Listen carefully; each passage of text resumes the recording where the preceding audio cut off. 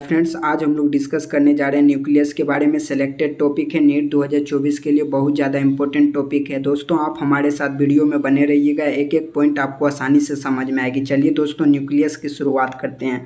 सबसे पहले बात करते हैं कि न्यूक्लियस का खोज किसने किया था। न्यूक्लियस का खोज किया तो रॉबर्ट ब्राउन ने 1831 में। बहुत इंपॉर्टेंट लाइन है, आपको मैं बता दें कि न्यूक्लियस के अंदर साइंटिस्ट का नाम बहुत ज़्यादा इंपॉर्टेंट होता है। आप इसको आसानी से रट सकते हैं, तो दोस्तों इसको रट लीजिएगा। दूसरा पॉइंट है double membrane bound structure. Nucleus जो होती है वो डबल मेम्ब्रेन बाउंड स्ट्रक्चर होती है। डबल मेम्ब्रेन बाउंड स्ट्रक्चर कहने का मतलब होता है कि दोहरी झिल्ली से बंधी संरचना होती है। दोहरी झिल्ली से बंधी संरचना कहने का मतलब डबल मेम्ब्रेन बाउंड स्ट्रक्चर होती है। क्लियर है दोस्तों। इसे हम लोग डायरेक्टर और कंट्रोलर ऑफ सेल भी कहते हैं। डायरेक्टर और कंट्रोलर ऑफ सेल कहने का मतलब ये कोशिका को कंट्रोल करने की क्षमता रखती है, यानी पूरे कोशिका को कंट्रोल करती है, इसीलिए इसे हम लोग कहते हैं डायरेक्टर और कंट्रोलर ऑफ सेल। क्लियर है। अब हम लोग बात करेंगे फंक्शन की। फंक्शन ऑफ न्यूक्लियस में हमारा था हैमरलिंक। दोस्तों हैमरलिंक कोई नहीं बल्कि यह एक साइंटिस्ट है जिन्होंने एसिटाबुलेरिया पर एक्सपेरिमेंट किया था। क्या चीज़ पर एक्सपेरिमेंट किया था? एसिटाबुलेरिया पर। बात आती कि ये एसिटाबुलेरिया क्या है भाई, तो कुछ नहीं है दोस्तों। एसिटाबुलेरिया जो है वो सिंगल लार्जेस्ट एल्गी है।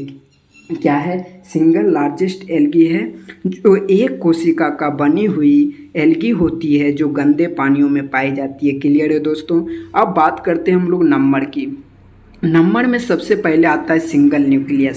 सिंगल न्यूक्लियस को हम लोग बायोलॉजी में कहते हैं यूनी न्यूक्लिएटेड। क्या कहते हैं? Uninucleated. फिर से मैं बता दूं, सिंगल न्यूक्लियस को हम लोग बायोलॉजी में कहते हैं यूनी न्यूक्लिएटेड। और यूनी का मतलब होता है एक, सिंगल का मतलब होता है एक, तो एक से एक आप आसानी से याद रख सकते हैं। अब सवाल आएगी कि सिंगल न्यूक्लियस का एग्जाम्पल क्या होता है, तो मोस्ट ऑफ यूकैरियोटिक सेल।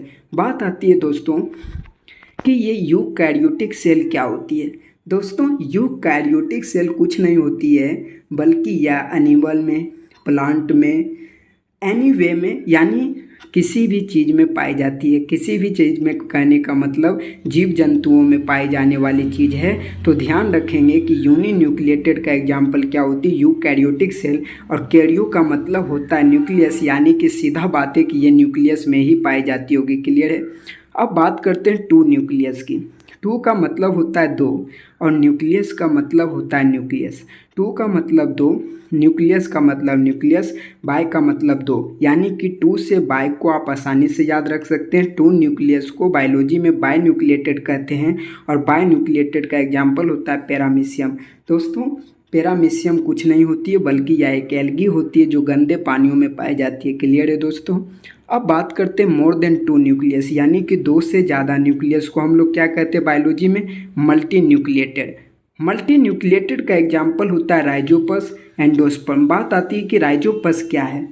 दोस्तों राइजोपस कुछ नहीं है बल्कि यह एक फंगस है। और एंडोस्पर्म आपको देखने को मिल जाएगी क्या चीज़ में? चना में।